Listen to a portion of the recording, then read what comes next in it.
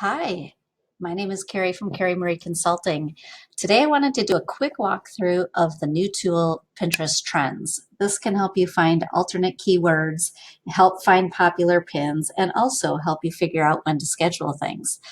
I had a chance over the weekend to kind of poke around, and I wanted to show you how you can use this first to find keywords. So if you are a blogger, for example, and you have a bunch of categories that you write about, I'm going to use the example of DIY Christmas gifts. So as you can see, as I'm typing, there are a bunch of, let me get rid of that picture. Okay. As I'm typing, you can see similar to the search bar in Pinterest, that other alternate words show up. I think this is in just the beginning phases because not every single word that you're going to search on that comes up in Pinterest comes up in Pinterest Trends yet. But for my example, I'm going to use DIY Christmas gifts.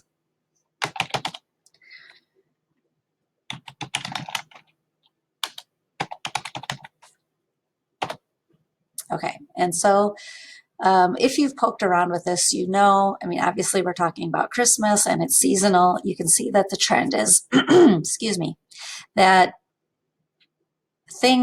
people start slowly. You can see there's a number 2. We're in July, August, and then it starts to go up. So you're going to probably want to start, if you have Smart Loop set up, you are going to want to set that time up, maybe for October. We usually do like to say 30 to at least 30 days. I recommend 45 to 60 days to get your content going before the actual holiday.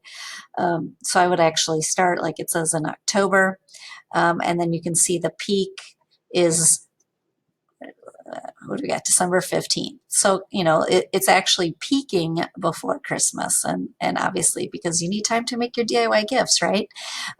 So this is obviously the height, and then you're not obviously going to want that pin to be rotating via Smart Loop or even scheduling it during the rest of the year. So that's when is the peak optimal time for DIY Christmas gifts. But let's say I just want to do DIY gifts because I am a blogger and I would just want DIY gifts. So we're going to hit enter. And so as you can see, now it's comparing the two. So if you were just to use the keyword DIY gifts, you're not going to get as many searches as you would DIY Christmas gifts. And then again, if you go down here, they're going to give you alternate ideas. So you have Christmas gift ideas. Christmas gift ideas versus DIY obviously gives you a lot more. You have Christmas gift ideas that are giving you 100 searches versus the DIY Christmas gift. So this will help you be strategic when you are keywording those pins. And then the other thing,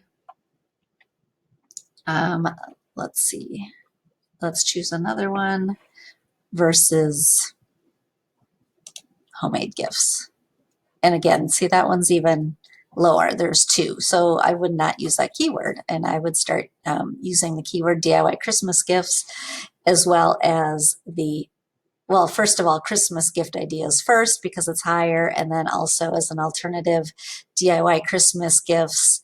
You could, make sure that's in your pin. If that's on your board, I would make sure that that keyword is there as well.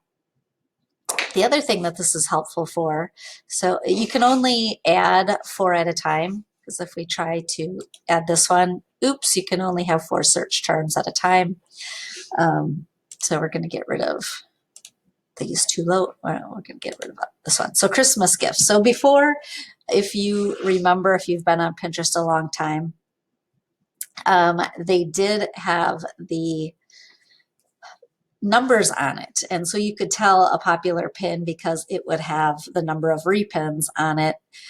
Now you can only see that for your own pins and not other pins. So if you wanted to find which popular pins are popular in Christmas gift ideas, if you look down here, besides related terms, you scroll farther, you get Christmas gift ideas. So you're going to click on that, And we know from the feed that they are going to give you the most popular pins, and then so from top down and then from left to right. So for Christmas gift ideas, this is probably a very popular pin that you would want to schedule out if you are finding other content.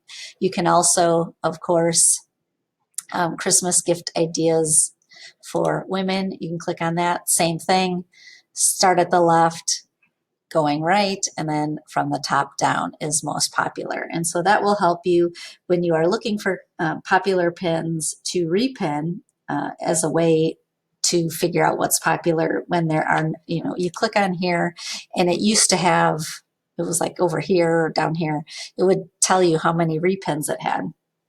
And so that, Pinterest took that away, but that still is a way that can help you when you are trying to find popular pins to schedule in Tailwind.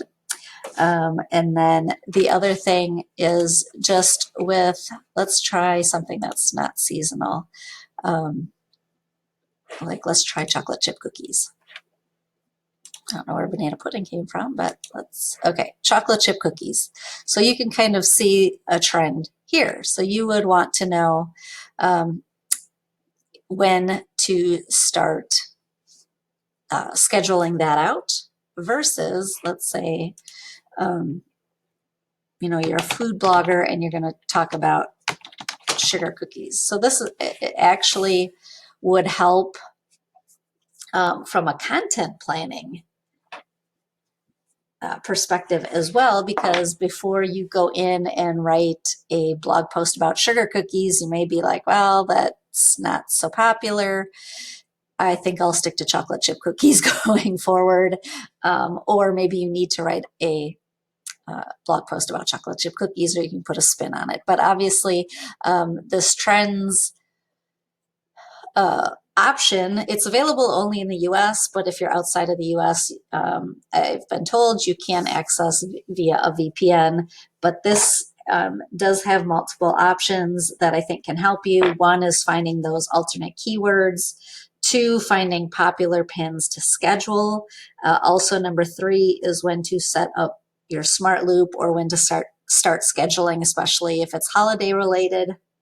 And actually, number 4, from a content planning perspective, before you start writing your blog post. So if you have any questions, I would love to hear them, and you can send me an email at vacarey@gmail.com. Thanks.